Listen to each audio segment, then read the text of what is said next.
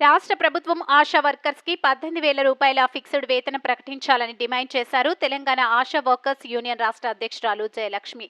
ASHA workers సమస్యల సాధన కోసం ఈ నెల 15వ తేదీన రాష్ట్ర వ్యాప్తంగా చేపట్టిన బస్సు జాథా కార్యక్రమం నేడు జయశంకర్ భూపాల్పల్లి జిల్లాకి చేరుకుంది. ఈ సందర్భంగా స్థానిక హనుమాన్ దేవాలయం నుండి ఆశా ర్యాలీగా బయలుదేరి అంబేద్కర్ సెంటర్లో పబ్లిక్ మీటింగ్లో పాల్గొన్నారు. ఈ సందర్భంగా రాష్ట్ర అధ్యక్షులు జయలక్ష్మి మాట్లాడారు. ఈ సమస్య సాధన కోసం ఈ నెల 31వ తేదీన ఇందిరా పార్కులో జరిగే బహిరంగ సభను విజయవంతం చేయాలని పిలుపునిచ్చారు. ఉన్నతాధికారులు కూడా మనకు అనేక హామీలు ఇచ్చారు. అందుకని ఫిక్స్డ్ వేతనంతో పాటు మనం పెట్టిన డిమాండ్ల ఖర్చులు కానీ, ప్రమోషన్లు కానీ, హెల్త్ కార్డులు కానీ, మిగతా డిమాండ్లన్నింటినీ కూడా అలాగే మన బస్సు నడుపుతున్నటువంటి మెయిన్ మన బస్ డ్రైవర్ కి, అట్లాగే కమిటీ సభ్యులకు.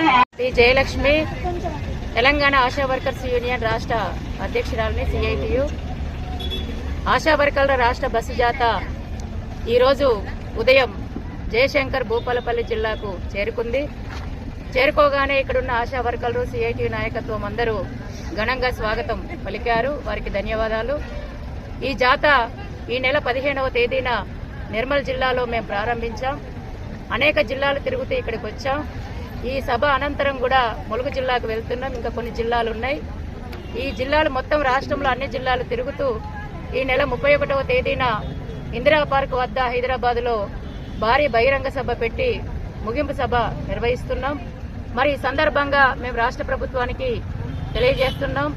రాష్ట్ర ప్రభుత్వానికి ఇప్పటికే అనేక సార్లు వినతి పత్రాల ద్వారా విజ్ఞప్తులు కూడా చేశాం. మొన్ననే డిసెంబర్ 10వ తేదీన చలో హైదరాబాద్ జరిగింది. కోటి వద్ద ధర్నా నిర్వహించాం.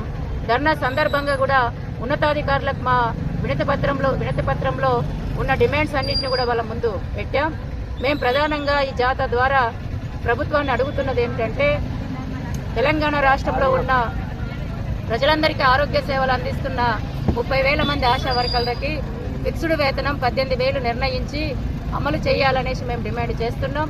అట్లాగే పిఎఫ్ఈఎస్ఐ సౌకర్యం, ప్రమోషన్ల సౌకర్యం, ఉద్యోగ భద్రత, హెల్త్ కార్డులు, రిటైర్మెంట్ బెనిఫిట్స్లు, ఇన్సూరెన్స్, మట్టి ఖర్చులు, ఈ విధంగా అనేక డిమాండ్స్ను కూడా మేము ప్రభుత్వానికి ఇప్పటికే తెలియజేశాం.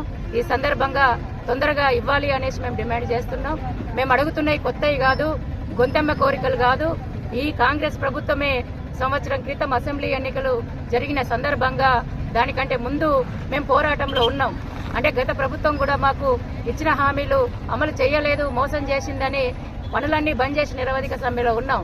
ఆ సమ్మె సందర్భంగా మా టెంట్ల కిందకి వచ్చి ఇప్పుడున్న ఎమ్మెల్యేలు, మంత్రులు, సీతక్క గారు, అట్లాగే ముఖ్యమంత్రి గారు రేవంత్ రెడ్డి గారితో సహా మా టెంట్ల కిందకి వచ్చి మాకు మద్దతు ఇచ్చారు. ఈ డిమాండ్లు మేము ఆ రోజు అడిగాం. ఆ డిమాండ్లన్నీ కూడా న్యాయమైనవి అనేసి అన్నారు. మాకు ఒకసారి అవకాశం ఇవ్వండి, అధికారం ఇవ్వండి, ఓట్లేసి గెలిపించండి, మేము గెలిస్తే ఖచ్చితంగా మీరు అడిగినవన్నీ పరిష్కారం చేస్తామనేసి అన్నారు. మరి అధికారంలోకి వచ్చారు. వచ్చి సంవత్సరం అయింది. సంవత్సరం నుంచి అనేక సందర్భాల్లో మేము అడిగాం, పోరాటాలు చేశాం, ధర్నాలు చేశాం. అయినా ప్రభుత్వం ఎందుకు స్పందించడం లేదనేసి ఈరోజు మేము ప్రశ్నిస్తున్నాం. మరి మీరు ఇచ్చిన డిమాండ్లే కదా, మీరు అన్నయ్యే కదా, మీరు చెప్పినయే కదా, మిమ్మల్ని నమ్మి మీకు ఓటేసి గెలిపించాం కదా, మా బతుకు మారుస్తారనేసి అనుకున్నాం కదా, మరి సంవత్సరం అయినా మీరు పెంచకపోతే మేము ఎట్లా బతకాలనేసి ఈరోజు మేము డిమాండ్ చేస్తున్నాం. అందుకని ప్రభుత్వానికి మేము విజ్ఞప్తి చేస్తున్నాం, ఈ జాథా ముగింపులోపు 31వ తేదీలోపు ముఖ్యమంత్రి గారు స్పందించాలి. ఆశా వర్కర్లకి 18,000 ఫిక్స్డ్ వేతనం నిర్ణయం చేయాలి, ప్రకటించాలి. లేనట్లయితే మా పోరాటాన్ని మరింత ఉధృతం చేస్తాం. ఎంత ఉధృతం చేస్తామంటే పనులన్నీ బంద్ చేసి నిరవధిక సమ్మెకు సైతం ఆశా వర్కర్లు అందరూ కూడా సిద్ధం అవుతున్నారనేసి ఈ రాష్ట్ర ప్రభుత్వాన్ని మేము హెచ్చరిక చేస్తున్నాం.